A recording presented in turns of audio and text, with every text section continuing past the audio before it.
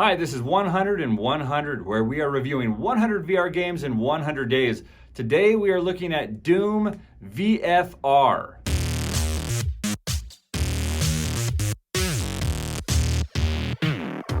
Doom VFR is a first-person shooter that is probably one of the most graphic and gory games you're going to play. In fact, the name of the game is perfectly matched to what this game is all about.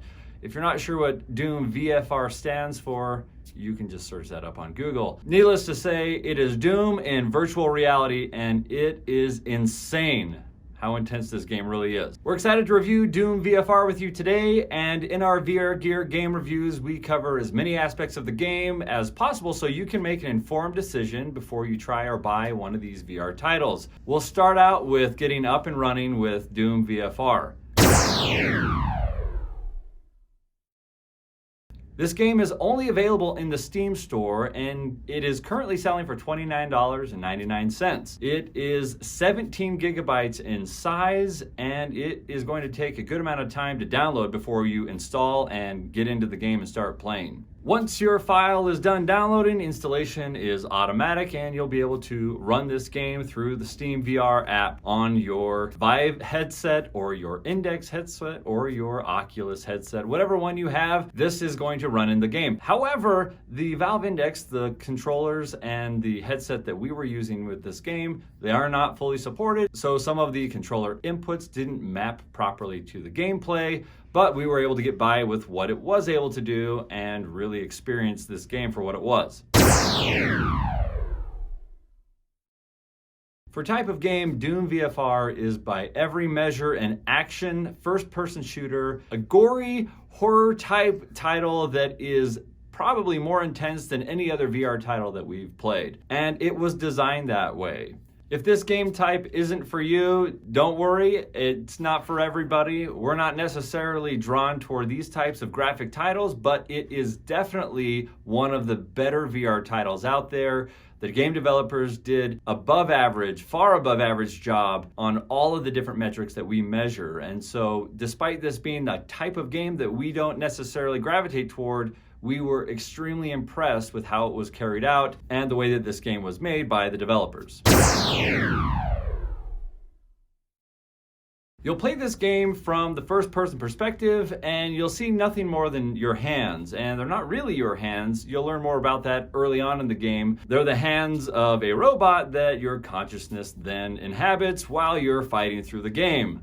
Apparently, your body is no longer useful, and you're going to have to hijack another one as you fight through the levels. That's early on in the game. You'll learn that in the tutorial. But during gameplay, you'll be playing from the first-person perspective, and you'll be able to see just your hands and whatever weapon is in your hands while you're playing.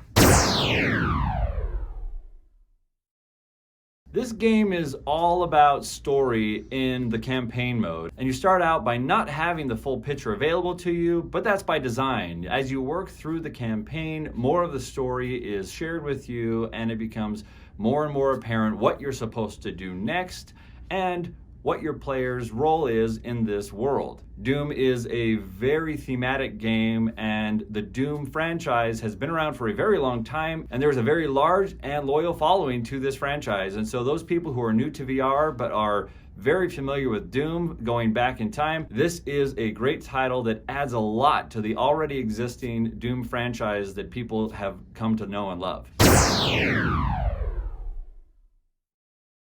The controls in this game were very interesting, and we actually really come to enjoy them as they interacted with the weapons, switching between weapons, grabbing items, pulling levers, opening doors, or pulling up menus. The controls were really great, especially when it came to player movement, and we'll talk about that in a minute. The controls are also very important to learn and become extra familiar with because there is so much action in this game. You won't want to be fumbling around trying to figure out what button combinations, whether it's a squeeze of the grip or a pull of the trigger or a press of a button or a touchpad or a joystick. You don't want to have to figure that out during gameplay. So if you're new to VR or if you're new to this Doom VFR, you'll want to take some time in the tutorial and really master the controls, because when it's a heat of battle, you won't have time to fumble with the controls and get used to it. So controls, they're very well mapped. We use the Valve Index. There are some mappings that weren't consistent. There were buttons that were actually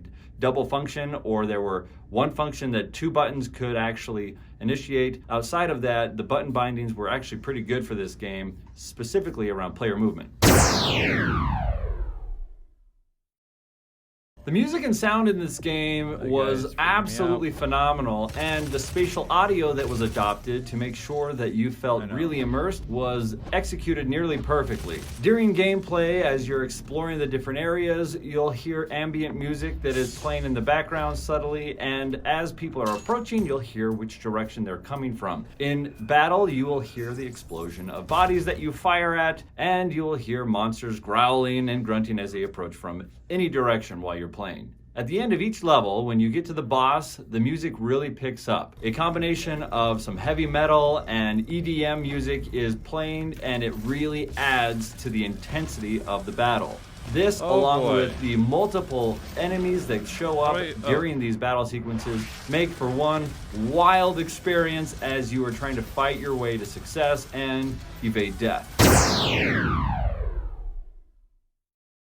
Player movement in this game was a very interesting learning curve, and it was actually very impressive the way that it was pulled off. And the most ironic thing about this game is that even though it's a very fast-paced game that requires you to move around a lot, the motion sickness we experienced in this game was minimized when compared to other games that implement a teleportation movement mechanism. So this game does in fact use teleportation, but it also allows you to take side steps, forward steps, and backward steps in small increments. So if I wanted to teleport forward, I could, but if there was something to my right that I wanted to get in front of, I could use the joystick and take one step to the right, or take a step to the left, forward or back. This really was helpful for short distance movements when you wanted to get in front of a console, pick up some ammo, or get one of those health packs. One thing that we were annoyed with at first, but we think this added to the benefit of having less motion sickness, was the inability to rotate in VR using your movement and teleportation. We couldn't rotate from left to right. We could only move forward or sideways, and when we teleported, we would land facing the same direction that we were before we teleported. The only way to rotate in this game was to actually physically turn yourself in the real world, and that turning would be reflected in the virtual world. As a result, we weren't teleporting and ending in a different location and orientation. We would just be in a different location. Orientation and rotation was implemented by mapping the virtual self to the real self and matched your orientation in the real world. We think this might have been the reason that we got less motion sick playing Doom VFR than playing many of the other games that have the same teleportation but also include rotation.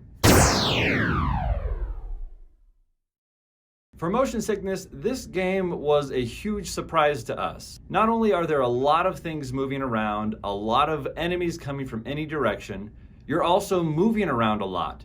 And you're teleporting a lot, and you're moving from left to right, forward and back a lot. But the motion sickness was minimized, and we think it's because of the rotation. Rotation in virtual world did not change unless you changed your rotation and orientation in the real world. As a result, motion sickness was dramatically minimized, and we were surprised to see this, and also pretty grateful that we weren't getting so motion sick in a game that is otherwise potentially pretty nauseating because of how graphic this title is while playing. For environment and immersion, this game truly is unmatched among all other VR titles. Now, whether or not you're interested in this type of game or this level of graphic content, that is to be determined by you. But as far as creating an environment that is so rich with content and so immersive and convincing and terrifying and fast, this game is top-notch, and the execution by the developers is incredibly impressive. When you're in the game, you see and you feel and you hear what you think it would really be like in a Doom-type world. If you have a great headset, this game is even better. If you have great audio, this game is even better. And if you have a great graphics card driving this thing, the graphics are even better. This game is capable of delivering an experience that is as good as the hardware that you bring to it. And as a result, the environment is immersive and convincing and compelling, and we really enjoyed seeing how well this was executed by the developers.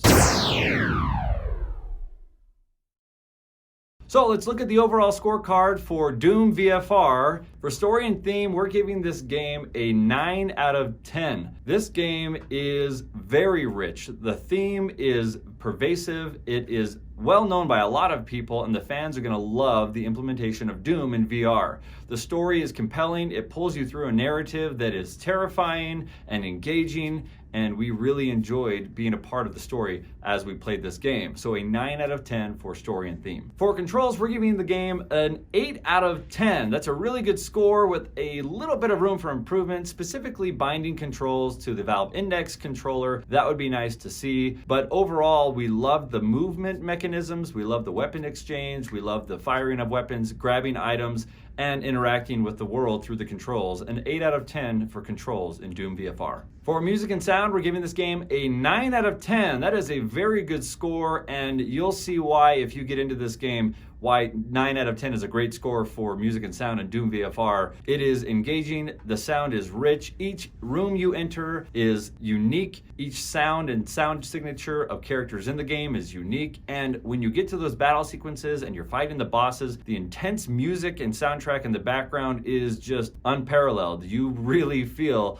the intensity, your blood starts pumping, your heart's racing, and the music and sound in this game really bumps the immersion like no other. For player movement, we're giving this game an 8 out of 10. That is a very good score, and we are surprised that we gave such a good score, but looking back, it's totally justified. The way that this game implements movement is better than most other teleportation type mechanisms. Teleportation, with the addition of short distance movement taken into account, really makes this game stand above others when it comes to player movement. So an 8 out of 10 for player movement. For motion sickness, we're giving this game a 7 out of 10.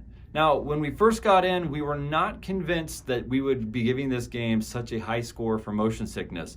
But the developers did something that few other VR games have done, and that was reduce motion sickness while also implementing a very fast-paced movement mechanism through teleportation and short distance movements.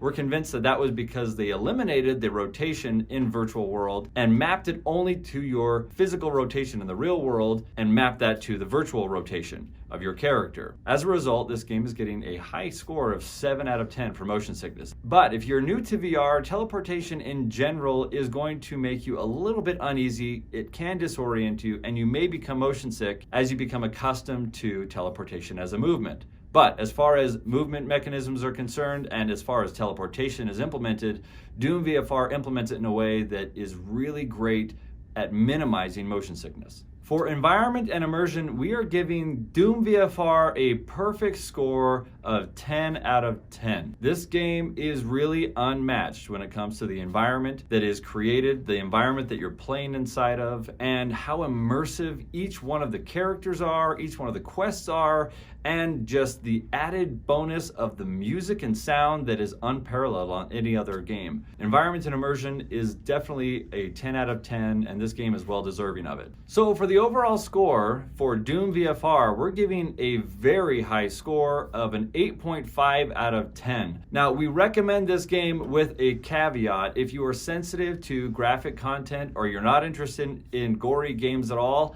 you should probably avoid this game. But if you aren't sensitive to it and you're wanting to get in and get your hands dirty and your legs and your goggles and whatever else gets blood on it dirty, Doom VFR is one of the best games that you can get in VR. And the implementation of all the things that matter that make a VR game great, Doom has it all. So Doom VFR is available only on the Steam store for $29.99. It's a 17 gig file. It's going to take a while to download, but go try this one out if it sounds like a game that you could play. This has been 100 in 100, where we are reviewing 100 VR games in 100 days. Make sure you hit the subscribe button and click the notification bell so you can receive a notification tomorrow when we release another VR game review. Thanks for watching. We will see you in the next one.